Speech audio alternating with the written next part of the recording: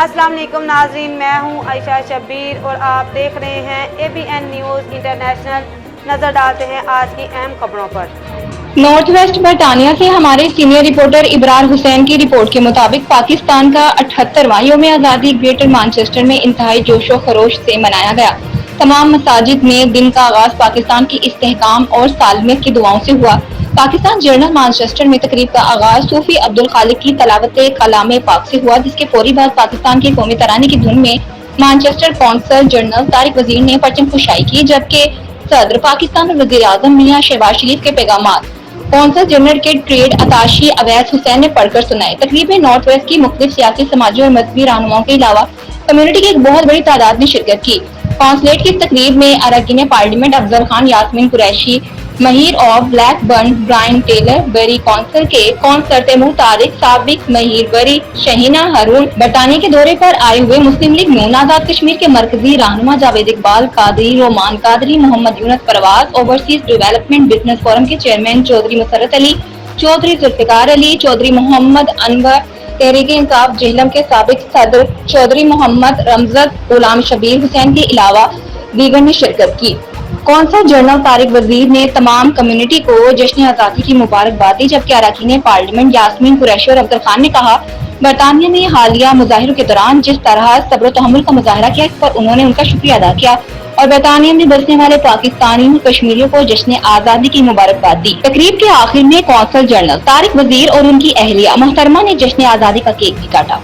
بہت ماشاءاللہ خوش ہوں، وی آر ویری ہیپی، سارے آپ لوگوں کو ویلکم کر کے پوری پاکستانی کمیونٹی کو 78ویں جشن آزادی کے موقع پر سب کو مبارک ہو۔ ماشاءاللہ جو ادھر ہے، جو باہر ہیں، جو پاکستان میں ہے، سب کو یہ بہت اچھا موقع ہوتا ہے ہم لوگوں کو مل بیٹھنے کا اور انٹروسپیکشن کرنے کا۔ نہ صرف یہ کہ ہم جشن منائے ہیں، اس کے ساتھ ساتھ اپنے ملک کو جس سمت پہ چلانا چاہتے ہیں، اکانومی کو بہتر کرنا چاہتے ہیں، اس کے بارے میں بھی بات چیت کریں۔ آج ہم پاکستان قونصل جنرل کے آفسز مانچسٹر میں ہیں، یہاں کے بہت سارے لوگ آئے ہیں، سیلیبریٹ کر رہے ہیں پاکستان کی 78 انڈیپینڈنس ڈے اینیورسری، اور میں سارے پاکستانی جس بھی کونے کی دنیا میں ہیں، جہاں بھی ہیں، ان سب کو مبارکباد دینا چاہتی ہوں۔ میں سب پاکستانی بہن بھائیوں کو جشن آزادی 78 مبارکباد پیش کرتا ہوں، اور ایک سمپل میسیج ہے۔ وہ میسیج یہی ہے کہ آپ دوسرے کی طرف نہ دیکھیں، اپنی طرف دیکھیں کہ آپ ملک کے لیے کیا کر سکتے ہیں۔